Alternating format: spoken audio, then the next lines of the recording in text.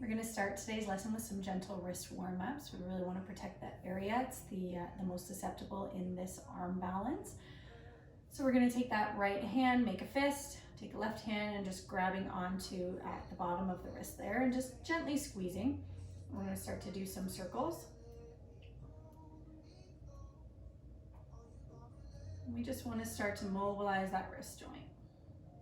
We'll switch hands, making sure you go in both directions.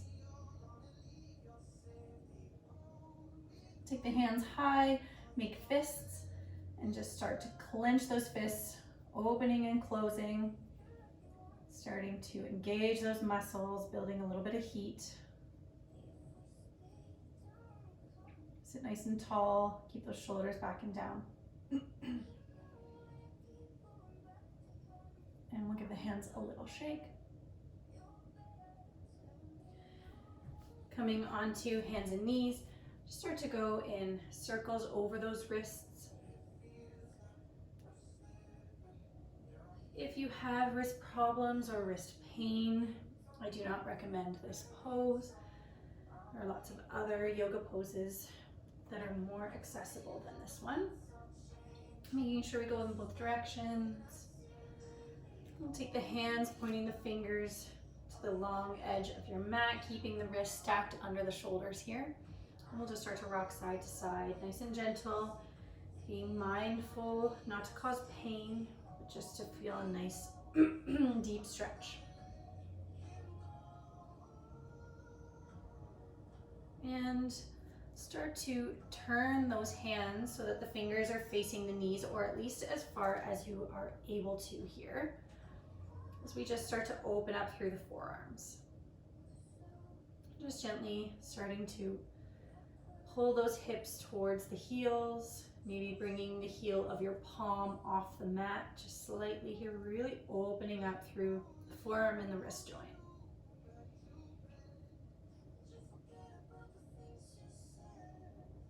And gently coming back to neutral, and we're going to come into our plank pose just to start to activate all of those muscles. So spread those fingers wide, keeping them under the shoulders, coming onto the toes.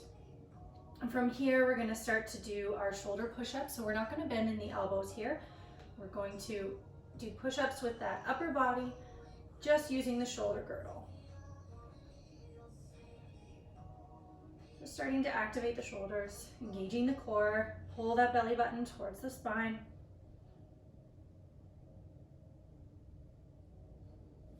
Good. Coming back onto the knees, start to roll those shoulders back and down. And bring them forward. The hands, one more shake. Grabbing your pillow if you have one.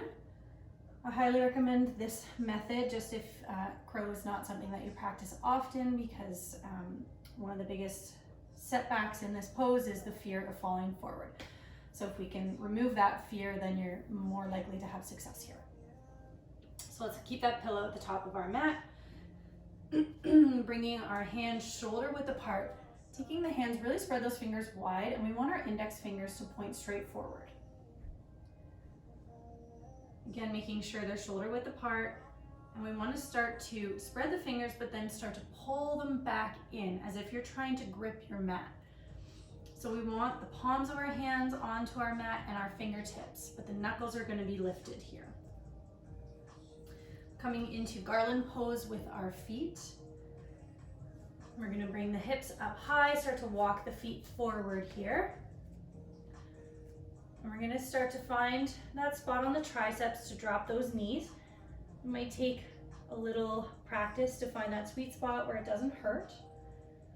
And the further you lean forward, the easier it will be to get those knees stacked onto the triceps. So starting to shift that weight forward. And the biggest key with crow pose is the gaze. So we want to make sure that we're not looking straight between the hands or even towards the feet. We really want to make sure we're looking forward on our mat here. So essentially just making sure that that head is lifted. If we start to dip the head, then the whole body is going to come forward. So bringing the knees onto the triceps, keeping that gaze forward, basically looking right at your pillow. Just start to lift one foot at a time. Just finding that balance, making sure that that foot that stays on the mat is barely touching. Just do a couple of those until you start to feel a little bit more comfortable. Taking a break for a second here, shake out the wrists. You can come on to knees if garland pose, if this position here is a little bit intense for your hips. And when you're ready, spreading those fingers wide one more time. Coming up onto the feet, bring those knees onto the triceps. Gazing forward, really making sure that head is lifted. And once again, you can try one foot at a time, or if it's starting to feel comfortable, bring up one foot, then the other, maybe hold, and come back down, shake out the wrists. I encourage you to practice that way for as many times as it feels comfortable. Repetition is key with a lot of these types of poses. When you're comfortable, try taking the pillow away. Worst case scenario, you're gonna get a good knock on your noggin, but one of the things that I find with a lot of these inversion or arm balance poses is that if we have a crutch there, then we'll use it. So I encourage you to try at least once without the pillow and just try to find that balance. So once again, coming on to the triceps, shifting that weight forward, keep the gaze up, lifting one foot at a time, and hold.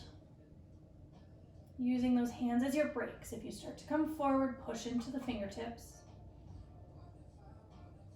And back. And shake out the wrists. Coming onto the knees. And we'll just go through some of those gentle warm-up stretches that we did at the beginning, just to release those wrists.